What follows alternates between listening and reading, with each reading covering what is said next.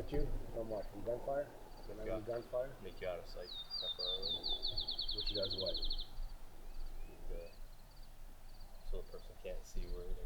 So they can't shoot us? Right. Okay. Everybody here remembers, and I absolutely hate having to speak in any way that seems like it's negative about any fellow warrior in a uniform, okay? But there's enough mistakes that are made and that are repeated over and over, and those mistakes cause officers to lose their lives, and we have to learn from those, and we have to fix what we do to make sure that these mistakes aren't repeated so we don't lose any more of our fellow warriors. Everybody here remembers the Dallas shooting? Yes? Right? We had one guy, multiple officers shot.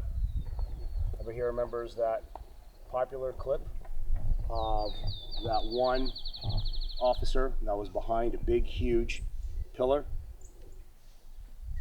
He was behind some of the best cover available, and what happened to him? In a matter of seconds. Okay? Cover is not what's going to keep you alive. Cover does not keep us alive in a gunfight. It doesn't keep us safe. I had a former colleague of mine in Canada who was very lengthy policing background, tactics, use of force instructor, and he threw a statistic at me once. He said, you know, Nir, 70% of all police officers who seek cover in a gunfight survive those gunfights. I said, it's very interesting. I got a better one for you. 100% of every police officer who put a bullet in the motherfucker who was trying to kill them first survived those gunfights. Cover doesn't keep us alive. Terminating the threat keeps us alive. This threat is not static, downrange shooting in one trajectory that allows us to figure out and decide where we need to move to get out of that trajectory. That is not real life. Especially with today's threat. Everything that you guys are that brought you up to this point, where you put on that uniform and those pieces of equipment, those tools, everything that you know, all your skills, all your tactics, all your strategies, they have the same. And they know how to fight. And they use tactics and they use strategy. Just like we saw in Dallas. You set yourself behind cover, he's not going to stay in there. He's not going to wait for you to come back out. Cover is incidental. If you happen to be behind cover, then fine, use it. Obviously, we want to throw as much odds in our favor in any type of a fight, because the more odds that we have, no matter how small they are, it just raises our possibility to survive. So if we happen to be behind cover, fine. We don't seek cover. The only time that you make cover your priority is if you can't identify where the source of fire is coming from. Then obviously you have no choice. Or if you don't have the tools to properly, effectively engage that source of fire.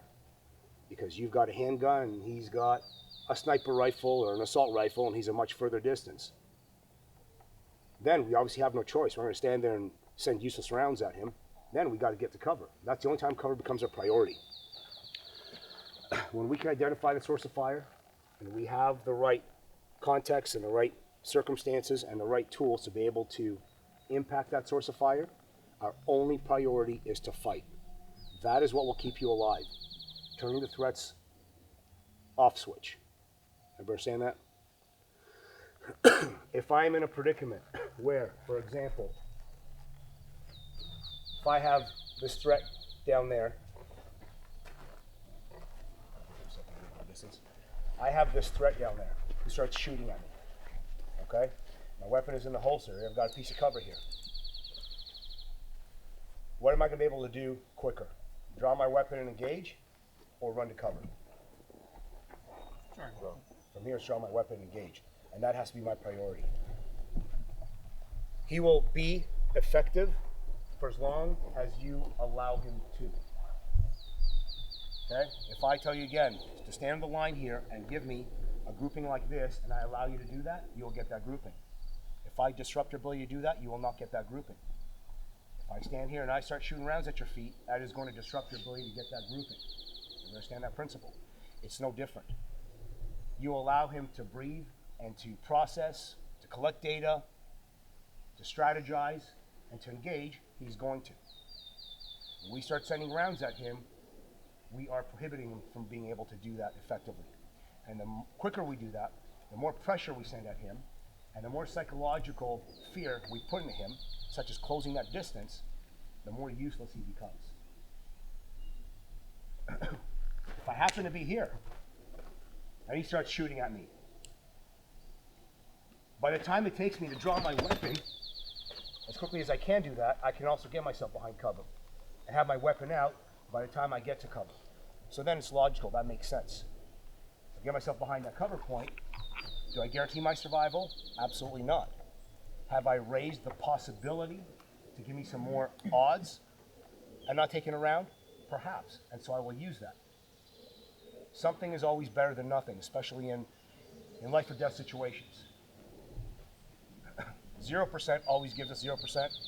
0.0001% gives us a hell of a lot more than 0%. So if I can get that 0.0001% on my side, I will try to do that. As long as it doesn't take away from my ability to quickly engage. Return fire and determine the threat. You understand so far? Cover.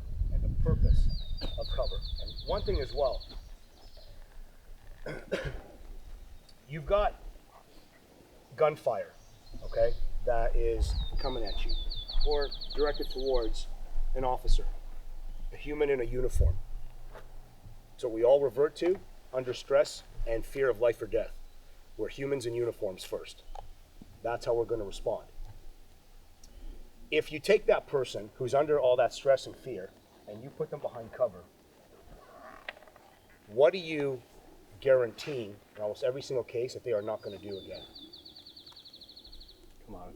Stick their heads back out there. That's the way that we are as humans.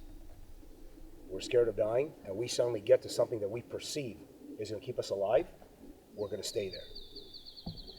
Now, when we talk about, remember that threat scale, the classification threat scale that we went over yesterday?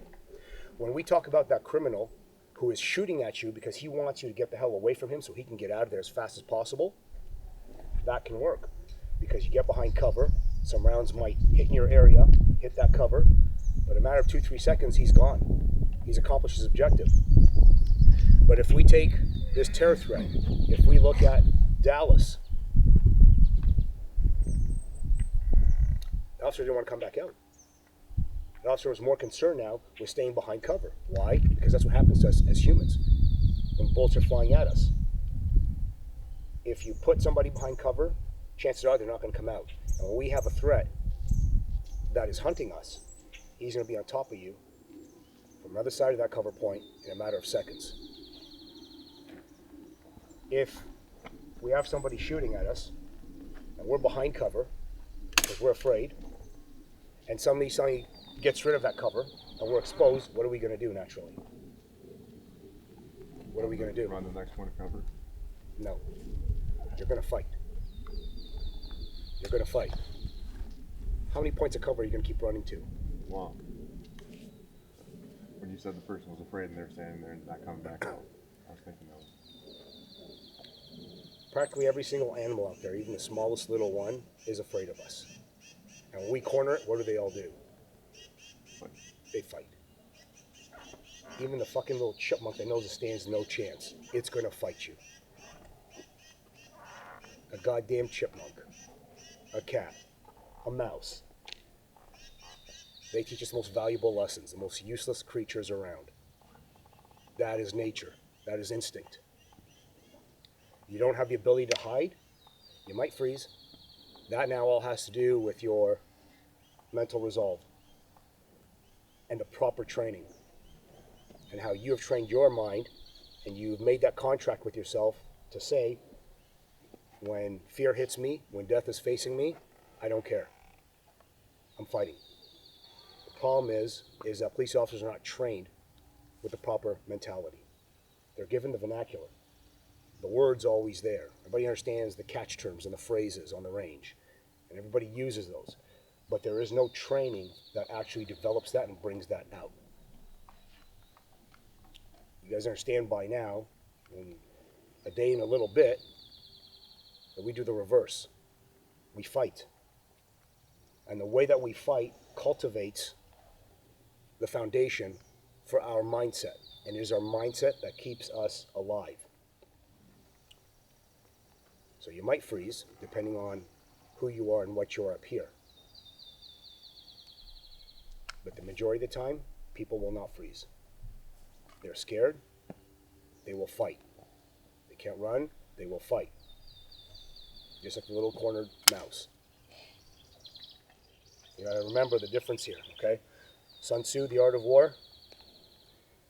He who goes in a battle hoping to live is gonna die.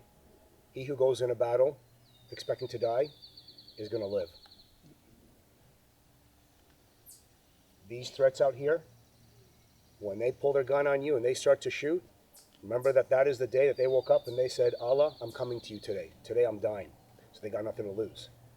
But we have everything to lose. And that's what drives us in the wrong way. Because we suddenly figure hide. Get away from the threat. So we allow it to exist. And eventually that violence that's floating in our environment might find us. Ever understand the difference? So if we happen to be behind cover now, let's talk about the tactical application, how we actually use it. So how do you guys place yourselves behind cover if you're going to shoot from cover, if you're going to use it? Give me some pointers here. Not directly on cover, but Weapon out, come show me. like that's the target. That's the target. Maybe back here. Okay, and explain this to me. Explain what you're doing and why. I don't want to be right up on cover. Why is that? There's a reason. I Forgot hope the there reason. is. I forgot the reason. I learned that in the club. I forget Takes the away all reason. your why. visibility. Sorry? Takes away all the vision, the visibility in your environment. How's that? If he's right up there, then he can't see anything that's coming maybe from the left side of the cover. Okay, what else? That's why I'm back here. Sure. Let's do whichever. Okay, so you keep a distance. Okay, Andy, come show us. You do the same thing? Yeah. Come up, please. So if this target's up Yep. here, then I'm leaning out as much of my body is behind cover as possible. I'm leaning out, getting a good Okay. target. So, and your reasoning again is distance because of visibility of the environment. Visibility of the environment. Anything else?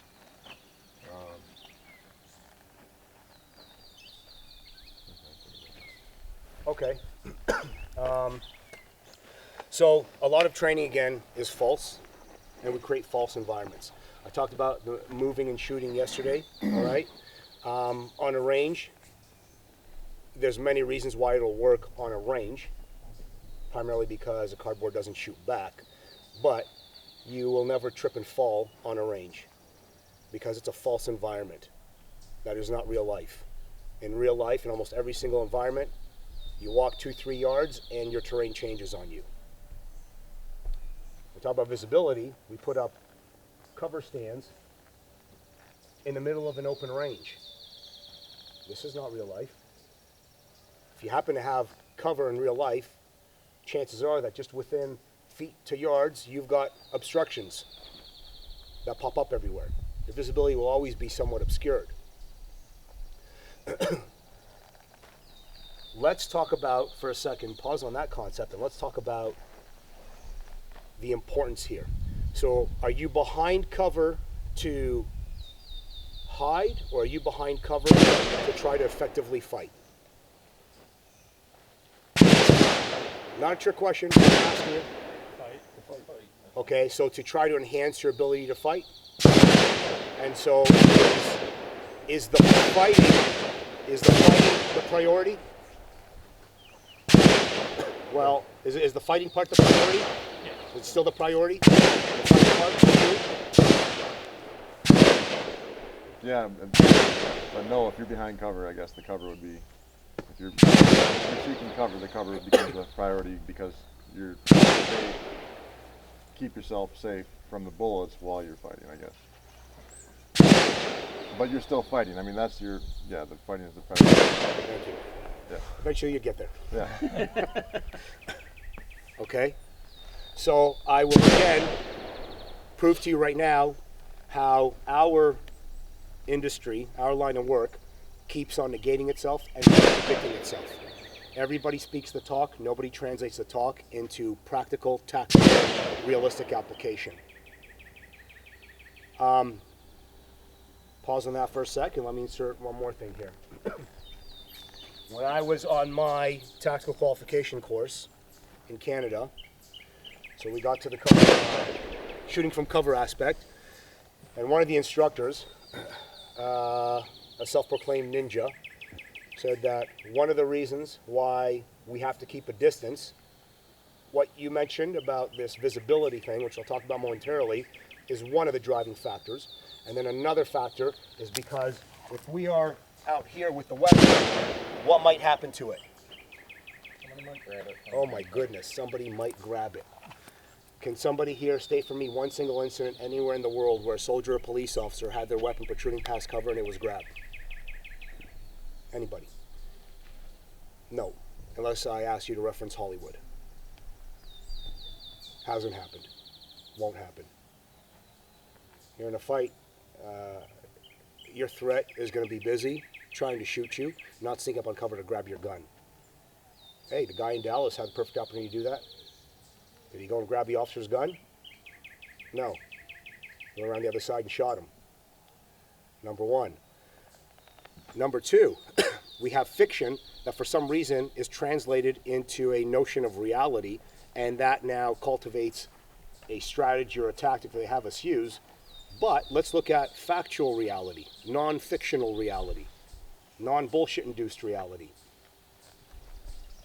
Go to every single one of the ranges that you train at, and what I can guarantee you 1,000% that you will find is on almost every single piece of barricade, what are you going to have in there?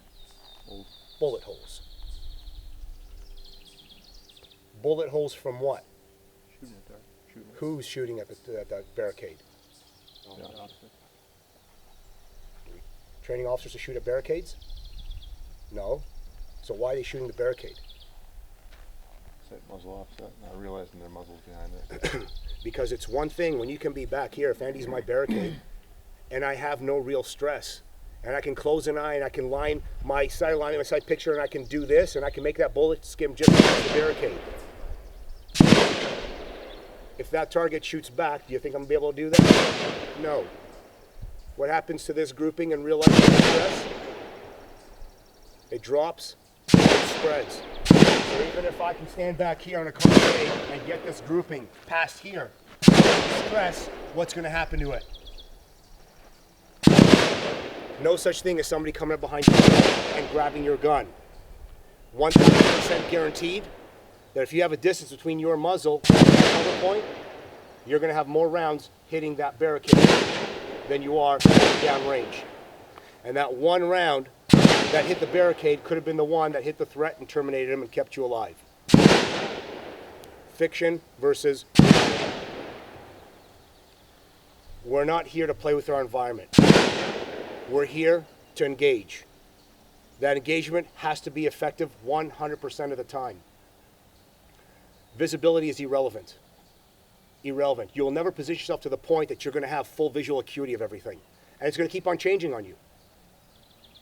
Yes, the fact is that if we have somebody standing behind this barricade point at a distance, the further away, the more the field of view opens up, so I may be able to pick him up a lot sooner than if I'm a lot closer. But it's all relative. It's irrelevant. Because if back here, this is the angle that I need to find him, then who cares? All that means is back here, this is the angle that I need to find him. So I got to give more angle. I'm still as secure behind the barricade here than I am back there. It's just that the relationship of the angle, to me, the barricade and the threat is different at varying points. Everybody understand? But doesn't mean anything. Quite frankly, the closer I am to the barricade, the more I can govern everything. The more I can govern that my muzzle is past and rounds are going to pass it, and the more I can govern where my body is. If you're at a distance from there to here, can you govern all those elements? Do you know exactly where your body is in relation to that barricade at a distance? No. So you may actually, you might see him sooner, but you may be giving him more of you sooner as well. Everybody understand? But all that, again, is secondary. The only thing that matters is our ability to shut this threat off, to terminate him as fast as we can so that we stay alive. That comes from my ability to properly engage, to have every round uninterrupted going down towards a threat. You understand? So, and ironically, in Israel, we have discovered all these things through years of all these engagements, and they change naturally because we realize things don't work and we're losing people. So we change things to adapt to proper, realistic combat environment. And then all of a sudden, here we are, fast forward, when the world has now been introduced to extreme hostile, close quarters engagements with Iraq, mostly Iraq, somewhat Afghanistan. Afghanistan was hot when you guys went in.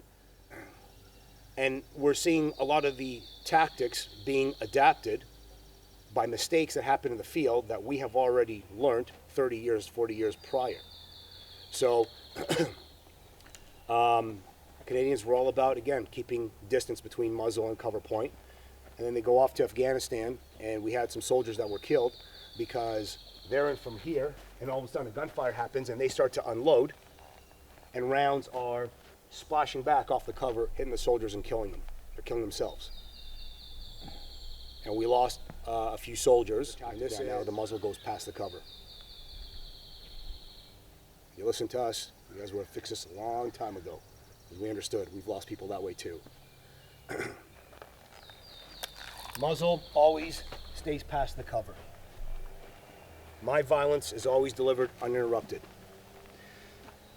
That's the relationship between the weapon and the cover point. Let's now talk about our position.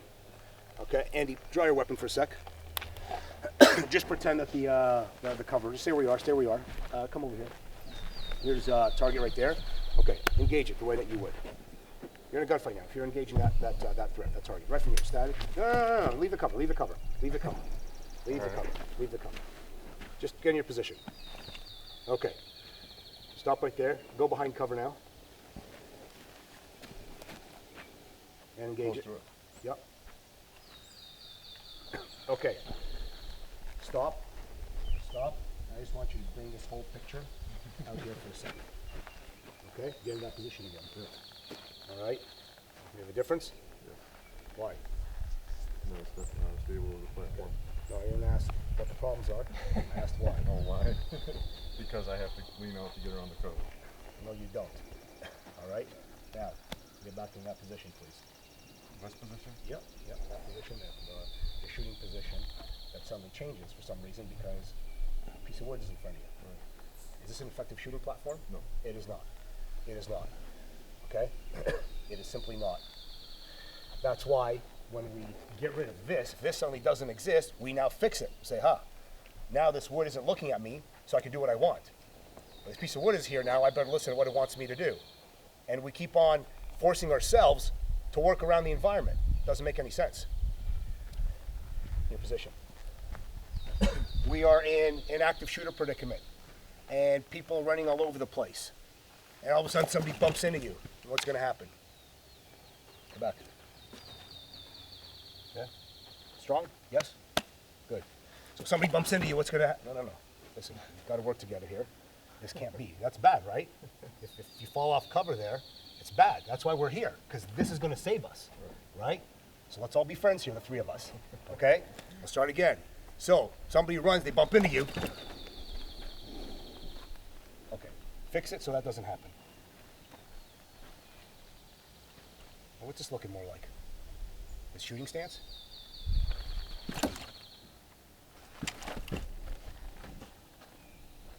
What did you do to fix the problem? Got a better stable platform. Spread my legs out, get a good base. So essentially, you just reverted to your shooting stance. And what does it do, incidentally? Does it take away your ability to engage behind cover? No. It's the same. Are you stronger, more stable? Your shooting is going to be better?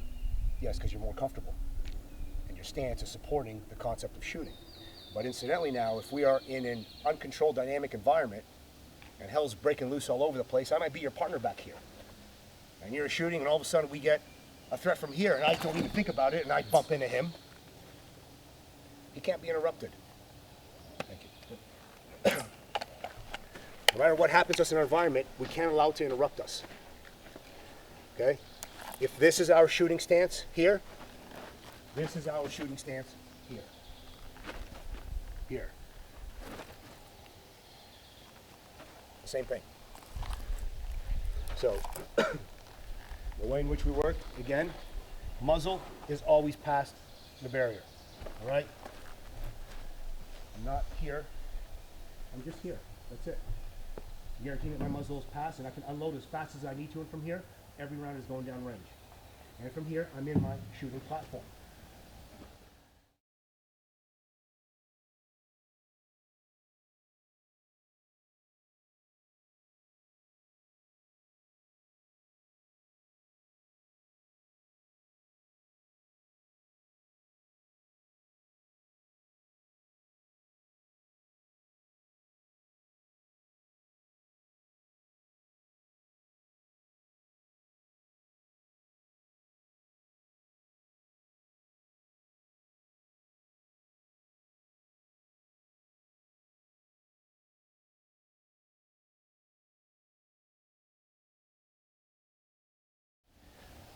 So that all remains the same.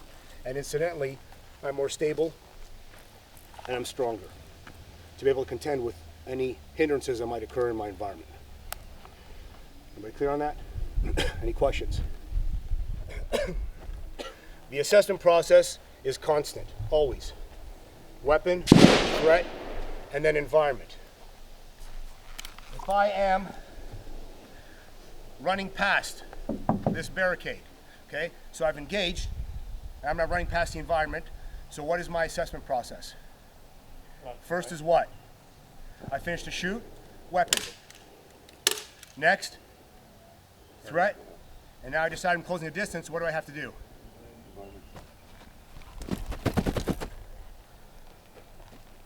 Make sure that you peek past this.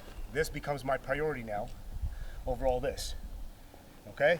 So I'm engaging, weapon, threat, environment. And we move to the next one. Okay? If we are at a point of having to reload or clear a malfunction, so I'm engaging, and from here, I get an empty. What do I do? What do I do? Walk me through it. I'm engaging, and all of a sudden my gun goes empty. What do I have to do? Reload. All the steps. All the micro steps. Before that, I check, obviously. I know I have an empty. Next is what? So I have to reload, yes? Okay, so we understand what happens with the gun. My hands are busy reloading. What does my body do? Keep your eyes on the threat. Your eyes never leave the threat. I guarantee you, you've engaged, you have an issue with your weapon, you come back behind cover to fix the problem, you've now taken the stress off of the threat. When you come back out, where is he going to be? You're going to be sitting here doing this, and he's going to be coming up behind you. No matter what happens, I'm in from here, I'm engaging, I got to reload, I do everything in from here, my eyes stay on the threat. Okay? And back out. If he starts to move on me, even as I'm reloading, clearing my malfunction, I'm following him, I'm always tracking. Your eyes never leave the threat. Clear? Okay, so here's what we'll do. Everybody in a line here. Every task I do 100%. Okay? So even if I'm moving from cover to cover, I'm not doing this. I'm not doing this. Okay? It's time to run, it's time to run. So we're in from here, we engage, and I'm running properly to the next one. Don't keep two hands on the gun. Weapons out.